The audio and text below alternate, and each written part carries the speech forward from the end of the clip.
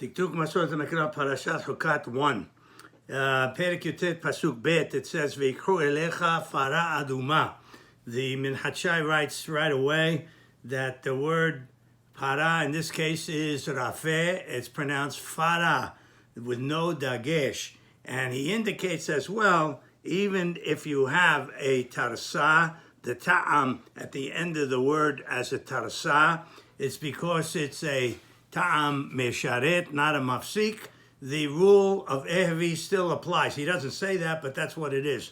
So the word v'ikru elecha, elecha is a kaf sofit with a kamatz. It's as if it's written aleph lamed yod kaf he with a he at the end of it, and therefore it's like you have an ot ehvi from aleph he vav yod.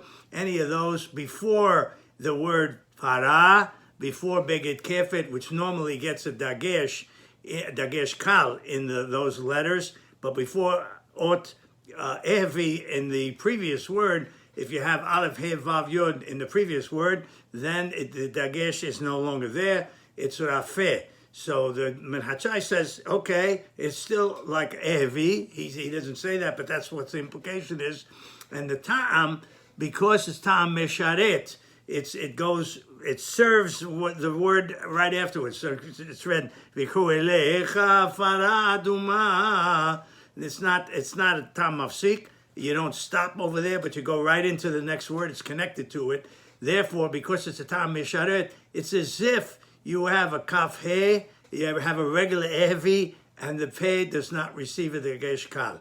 If it was a tam mafsik, like a zakef katon or atnachta, even sometimes a raviyah, but usually just a kefaton at nachta, then you would have a dagesh in the pei.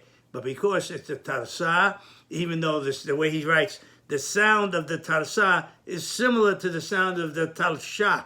The talsha is always the tam written in the beginning of the word, and it's a tam mafsik.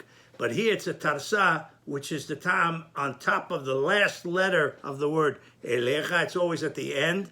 It's a tam mesharet. It does not negate or change the fact that you have a tam mesharet, what you have the kalal of heavy, that still applies here, and therefore the pei is rafeh. There's no dagesh kal, because it's as if there's a hey, a kamatz hey at the end of the previous word instead of a kamatz in a kaf sofit, and it's the same thing.